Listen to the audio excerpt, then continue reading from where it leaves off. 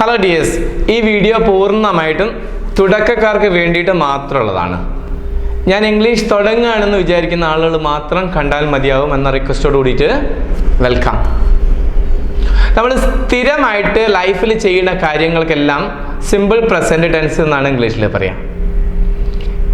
ഇത് നമ്മൾ എങ്ങനെയാണ് ഉദാഹരണ സഹിതം പറയുക? ഇതിന് മലയാളത്തിൽ നമുക്ക് ശീലമില്ലാത്ത ഒരു രീതി ഇംഗ്ലീഷിലുണ്ട്. അതുകൊണ്ട് അത് കുറേ ഉദാഹരണ സഹിതം ഞാൻ പറയാം. ഉദാഹരണമായിട്ട്, I am a tuition teacher. My wife is also a tuition teacher. I am a tuition teacher. My wife is also a tuition teacher. Okay. ഇനി ഐ ടീച്ച് ഇംഗ്ലീഷ്. ഞാൻ സ്ഥിരമായിട്ട് ഇംഗ്ലീഷ് പഠിപ്പിക്കുന്നത് എങ്ങനെ ഇംഗ്ലീഷ് പറയാം? I teach English.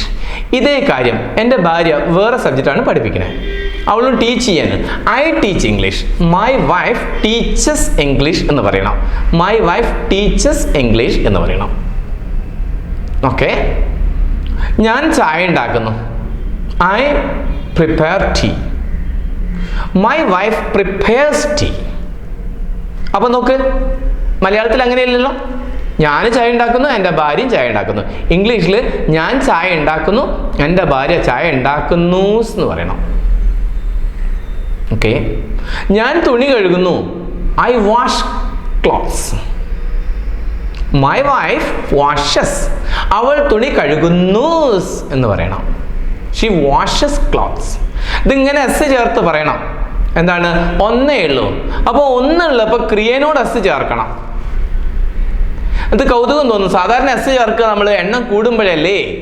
അതെങ്ങനത്തെ അറിയോ? നമ്മുടെ ചുറ്റും കാണുന്ന ഒബ്ജക്റ്റുകൾക്കൊക്കെ ഇംഗ്ലീഷിൽ നമ്മൾ കൾ, കുട്ടികൾ, ടീച്ചർമാർ എന്നൊക്കെ ചേർക്കുന്ന പോലെ ഒരു ആ കൾ, മാർ എന്നൊക്കെ ഉള്ളതിന് വേറെ എസ് ചേർക്കുന്ന ഒരു സ്വഭാവം ഇംഗ്ലീഷിലുണ്ട്. എന്നാൽ എസ് ചേർക്കുന്ന വേറെ സ്വഭാവം ഇംഗ്ലീഷിൽ എവിടെ അറിയോ? ഈ ക്രിയേൻ്റെ കൂടെയാണ്. അവിടെ എങ്ങനെയാണ് നോക്കൂ, ചുറ്റുമുള്ള വസ്തുക്കളിൽ എസ് ചേർത്താൽ എണ്ണം കൂടുതലാണ് കിട്ടുക. എന്നാൽ ക്രിയകളോട് എസ് ചേർത്താൽ ആ ക്രിയ ഒരാളാണ് ചെയ്യുന്നത് എന്നുള്ള അർത്ഥമാണ് കിട്ടുക. എൻ്റെ ഭാര്യ എന്നെ ഇങ്ങനെ നോക്കുകയാണ്, ഞാൻ അവളെ നോക്കുന്നുണ്ട്. She looks. അവൾ നോക്കുന്നു. ഇതേ കാര്യമാണ് ഞാൻ ചെയ്യുന്നത്. I look. I look. പ്രാന്തായി പോകാൻ വേറൊന്നും വേണ്ടല്ലേ. നമ്മൾ മലയാളത്തിൽ ഇങ്ങനെ ഇല്ല. ഓക്കെ. She eats. അവൾ തിന്നുന്നു. ഇതേ സാധനം തന്നെ ഞാനും. I eat. I drive our car. അത് ഭാര്യ ചെയ്താലോ? She drives. അവൾ ഓടിക്കുന്നു. She drives the car. She drives the car. Okay. She reads the book. അവൾ പുസ്തകം വായിക്കുന്നു. അപ്പൊ ആ എസ് ചേർക്കുന്നത് ഒറ്റ ആളാകുമ്പോഴാണ്. ഐ. അപ്പൊ നിങ്ങൾ ചോദിക്കും, ഐ ഒറ്റയല്ലേ എന്ന്. ഐ ഒറ്റ തന്നെയാണ്, പക്ഷേ കേട്ട പ്രാന്താവെങ്കിലും ഐ എന്നുള്ളത് പ്ലൂരൽ മീനിങ്ങിലാണ് ഇംഗ്ലീഷിൽ എടുക്കുന്നത്. എവിടെയെന്നറിയോ? ഈ ഇങ്ങനെ സ്ഥിരമായിട്ട് കാര്യങ്ങൾ പറയുമ്പോൾ പല സമയത്തും അതിൻ്റെ സ്വഭാവം വേറെ ഇരിക്കും.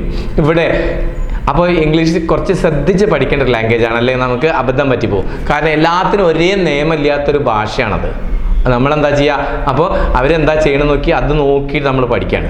സോ ഐ സിംഗുലർ ആണോ ചോദിച്ചാൽ ചില സമയത്ത് ഐ സിംഗുലർ ആണെന്ന് തോന്നും, ചില സമയത്ത് ഐ പ്ലൂരൽ ഒന്നിൽ കൂടുതലുണ്ടെന്ന് തോന്നും. അപ്പോൾ സ്ഥിരമായിട്ട് നമ്മൾ ചെയ്യുന്ന എല്ലാ കാര്യങ്ങളും വെച്ച് നോക്കുമ്പോൾ ഐ എന്നുള്ളത് ഒരാളാണെങ്കിൽ അത് പ്ലൂരലായിട്ടാണ്. അതുകൊണ്ടാണ് പറയുന്നത് ഐ ടീച്ച്, യു ടീച്ച്. നിങ്ങൾ ഒന്നാണെങ്കിൽ 10 നിങ്ങളെ അങ്ങനെ തന്നെ പെടുത്താം. ദേ, അവർ, അത് പിന്നെ ഒന്നിൽ കൂടുതലാണ്. They teach. My wife teaches. My daughter teaches. My son teaches. The neighbor teaches. A maths teacher teaches. A science teacher teaches. 2 maths teachers. 2 maths teachers ആയാലോ അപ്പോൾ ഒന്ന് കൂടുതലായില്ലേ. 2 maths teachers teach മതി. ഇതുപോലെ I teach. I teach. ഇതാണ് ഇംഗ്ലീഷിൽ ഒരു സ്വഭാവം. എന്താണ് ആ സ്വഭാവം? ഒരു ക്രിയ ചെയ്യണത്, സ്ഥിരം ചെയ്യണ കാര്യങ്ങൾ ചെയ്യണത്. ഉദാഹരണമായിട്ട് നിങ്ങൾ നടക്കുന്നു. രാവിലെ നമ്മൾ എന്തെല്ലാം കാര്യങ്ങൾ ചെയ്ത് നോക്കുക. രാവിലെ എഴുന്നേറ്റ് നടക്കുന്ന ആളുകളുണ്ട്. ഞാൻ നടക്കുകയാണെങ്കിൽ ഐ വാക്ക് എന്ന് പറയണം. I walk. നിങ്ങൾ നടക്കുകയാണെങ്കിൽ ഞാൻ പറയും യു വാക്ക് എന്ന് പറയും. You walk early in the morning. I walk early in the morning. അത് തൊട്ടടുത്ത വീട്ടിലെ ഒരു മാഡം ആണ്. ഒരു മാഡം, ഷി വാക്സ്. അവൾ നടക്കുന്നു എന്ന് പറയണം. കാരണം മാഡം ഒന്നേ ഉള്ളൂ. ഇനി അവിടുത്തെ ഹസ്ബൻഡും ഉണ്ട്, ഹി വാക്സ്, അയാൾ നടക്കുന്നതാണ്. കാരണം എന്താ, ഇവരൊക്കെ ഒന്നേ ഉള്ളൂ. എന്നാൽ ഇവർ രണ്ടുപേരും കൂടെ നടക്കുന്നതായിരിക്കാം ഹസ്ബൻഡ് ആൻഡ് വൈഫ്, അല്ല വൈഫ് ആൻഡ് ഹസ്ബൻഡ്, ദേ. അപ്പോൾ ഒന്നിൽ കൂടുതലായേ. അപ്പോൾ ഹസ്ബൻഡ് ആൻഡ് വൈഫ് വാക്ക് മതി. നോക്കൊരു കാര്യങ്ങൾ ആലോചിച്ചോക്ക്. Husband walks, wife walks, husband and wife walk, I walk, you walk. എന്നാലോ a girl she walks, a boy he walks. ഇങ്ങനെ എന്തെല്ലാം കാര്യം. ഓക്കെ, നടന്നു വന്ന് കുളിക്കുന്നു, ഐ ബെയ്ത്ത്, BATH, കുളിക്കുക, ഐ ബെയ്ത്ത്. ഹി എൻ്റെ മകനാണ് വിചാരിച്ചോളൂ, ഹി ബെയ്റ്റ്സ്, അവൻ കുളിക്കുന്നു എന്ന് പറയണം. മകളാണ്, ഷീ ബെയ്റ്റ്സ്. വൈഫാണ്, ഷീ ബെയ്റ്റ്സ്. എന്നാ എല്ലാവരും കൂടെ ഉത്തരം കുളിക്കുകയാണെങ്കിലോ വി ബെയ്ത്ത്. സോ ഇത് നല്ല പോലെ ഓടിയില്ലെങ്കിൽ ഇതാണ് ആദ്യത്തെ മിസ്റ്റേക്ക് വരുന്നത്. അതുകൊണ്ട് എല്ലാ ക്രിയകളും നമ്മൾ രണ്ട് രീതിയിൽ സ്ഥിരം ചെയ്യുന്ന ക്രിയകളൊക്കെ രണ്ടായിട്ട് അങ്ങ് ഭാഗിക്കുക. എങ്ങനെ അറിയാം? ഓപ്പൺ, ഓപ്പൺസ്, തുറക്കുന്നു, close, closes, pull, pulls, push, pushes, beat, beats, slaps. ഇങ്ങനെ ഓരോന്നിനും അതിൻ്റെ കൂടെ ഒരു എസ് ചേർത്തിട്ട് പറയാം. ഇനി ഇത് എപ്പോഴാണ് നോക്കുക? ആ ക്രിയ ചെയ്യുന്ന ആൾ ഒരാളേ ഉള്ളെങ്കിൽ അതിനോട് എസ് ചേർക്കാം. ഒന്നിൽ കൂടുതലുണ്ടെങ്കിലോ എസ് ഒഴിവാക്കും വേണം. അപ്പം നിങ്ങൾ തെറ്റില്ലാതെ ഇംഗ്ലീഷ് പറയാൻ പഠിക്കും. ഓക്കെ, നമ്മൾ നോക്കൂ.